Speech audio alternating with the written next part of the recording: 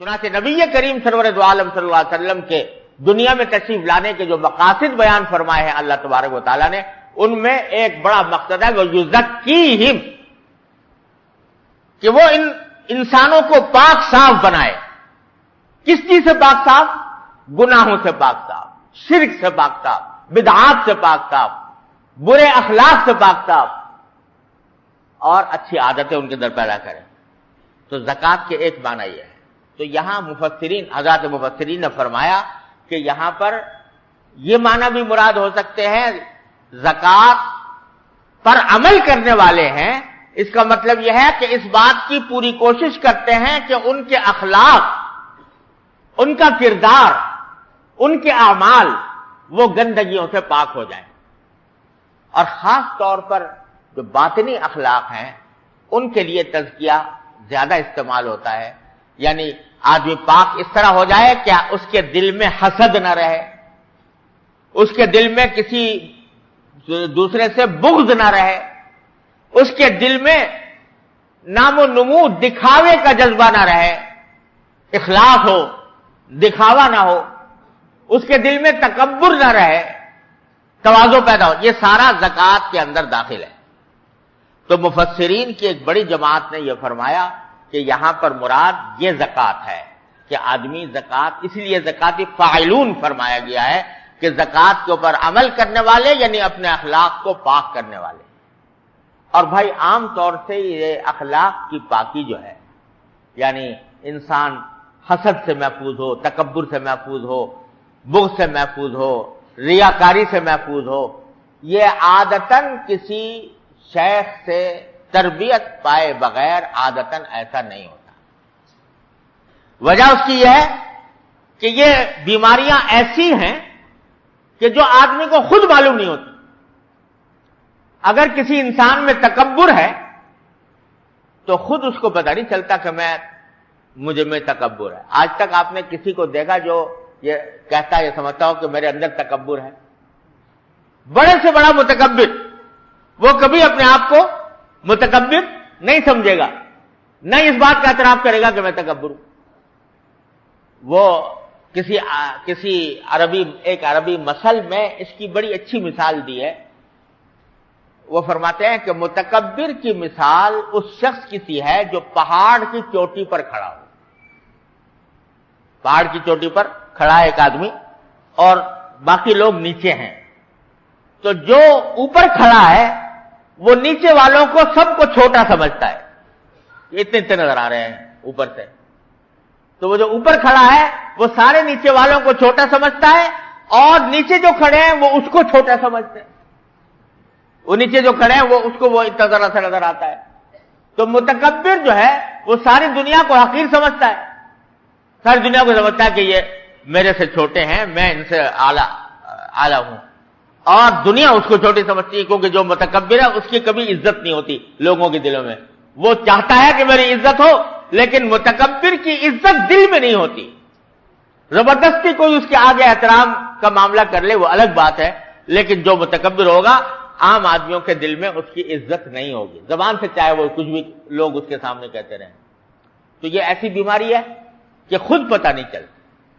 اور اس کے لیے جس طرح جسمانی بیماریوں کو پہچاننے کے لیے کچھ تشخیص کے آلات ہوتے ہیں اور ڈاکٹر اور حکیم اس سے پتہ لگاتے ہیں کہ اس میں فلاں بیماری پائی جاتی ہے، اسی طرح یہ باطن کے جو امراض ہیں ان کو پتہ لگانے والا ڈاکٹر جو ہوتا ہے وہ شیخ ہوتا ہے، جو اللہ تبارک ہوتا ہے، جس نے اپنی خود بیماریاں دور کرائی ہوں کسی دوسرے شیخ سے۔ یہ سلسلہ چلا آ رہا ہے نبی کریم سرور دو عالم صلی اللہ علیہ وسلم سے کہ آپ نے تزکیہ فرمایا صحابہ کرام کا، صحابہ کرام نے تزکیہ کیا، تابعین کا، تابعین نے کیا، تابعین کا، اس وقت سے یہ سلسلہ اسی طرح چلا آیا ہے۔ اور اللہ تعالیٰ نے فرمایا کہ یا الذین آمنوا اتقوا اللہ وکونوا مع الصادقین، تقوی حاصل کرنے کا راستہ یہ ہے کہ تقوی والوں کے ساتھی بن جاؤ، ان کے پاس جا کر ان کی صحبت میں رہو اور صحبت سے ان کی فائدہ اٹھاؤ، وہ پہچانیں گے کہ تمہارے اندر تکبر پایا جاتا ہے اور پھر اس کا علاج بھی کریں گے۔ اگر حسد پایا جائے وہ پہچانیں گے کہ حسد پایا جاتا ہے، اس کا علاج کریں گے۔ ریاکاری پائی جاتی ہے اس کا علاج کریں گے۔ یہ مدتوں، یہ بعض اوقات اس کے لیے کچھ پاپڑ بیلنے پڑتے ہیں اور اس کے نتیجے میں جا کر رگڑے کھا کر آدمی پاک صاف ہوتا ہے. ایسے نہیں ہو جاتا, مجاہدہ تھوڑا سا کرنا پڑتا ہے. بعض اوقات ایسے ایسے کام کرتے ہیں. حضرت حکیم الامت مولانا تھانوی قدس اللہ تعالیٰ صدرہ کی خدمت میں جب لوگ اصلاح کے لیے جاتے تھے تو ایسے ایسے علاج تجویز فرماتے تھے کہ جس سے لوگوں کی بیماریاں دور ہوں.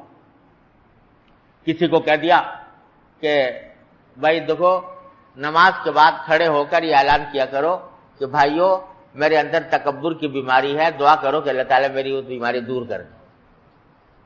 تو جو آدمی کھڑے ہو کر مجمع میں یہ کہے گا کہ یا اللہ کہ میری اندر تکبر کی بیماری ہے, مسلمان بھائیوں میری تکبر کی بیماری دور ہونے کے لیے دعا کر دو, تو تکبر تو اسی لمحے خاک میں مل جائے گا. ایسا علاج کر دیتے.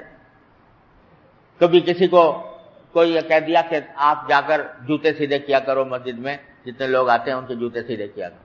اس طرح کے علاج کر دیے. اور ہر زمانے کے لحاظ سے, ہر مزاج اور طبیعت کے لحاظ سے مشائخ جو ہیں مختلف علاج تجویز کرتے رہتے ہیں.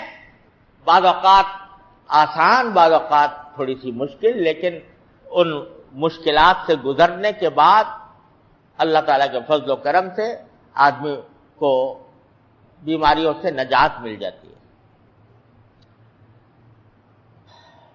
اب میں آپ سے ایک ویسی مثال کے طور پر کہتا ہوں, مجھے تو الحمدللہ بزرگوں کی خدمت پہ حاضری کی سعادت تو حاصل ہوئی, مگر رہے ویسے کے ویسے ہی.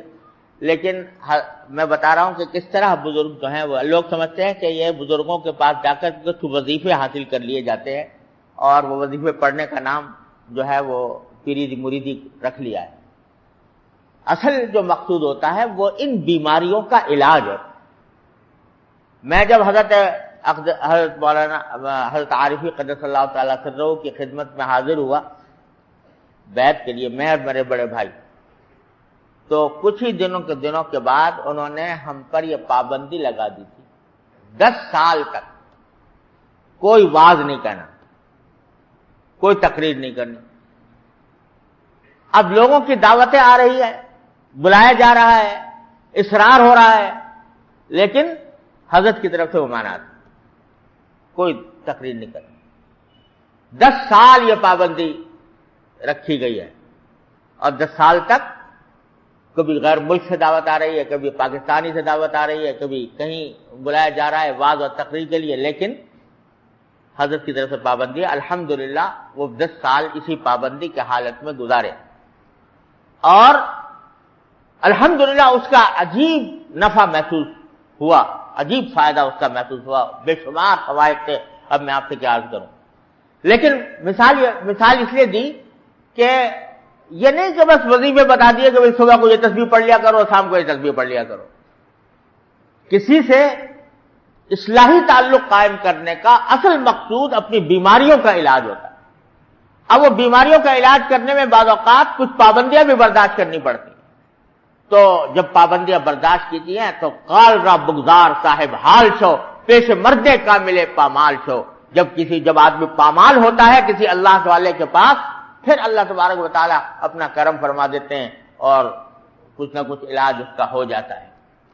تو اصل للزکاۃ فاعلون کے ایک معنی یہ ہے جو میں نے عرض کیے کہ اپنے اخلاق کی, کردار کی اصلاح, اور اس کے لیے لازمی, تقریباً لازمی چیز ہے, اس کے بغیر نہیں ہوتی, کہ کسی اللہ والے سے اصلاح کا تعلق قائم کرے انسان اور اس کے ہدایات پر عمل کرے.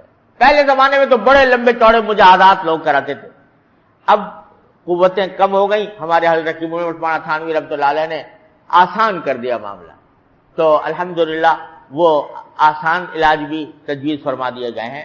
گھبرانا بھی نہیں چاہیے. بعض لوگ سوچتے ہیں کہ بھائی ہم کسی جائیں گے, بیعت ہوں گے کسی اللہ والے سے, تو ہمارا تو حال بڑا خراب ہے اور وہ ہم اس کی بیعت کی پابندی نہیں کر پائیں گے, اس وجہ سے جانے کی ہمت ہی نہیں ہوتی.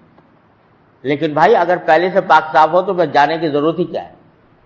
جانا تو اسی لیے ہے کہ کچھ خرابی ہے, اس کی اصلاح کرنی ہے, تو اصلاح کرنے کے لیے جاؤ اور ان سے اصلاح مانگو, ان سے ہدایات لو اور اس کے مطابق عمل کرو.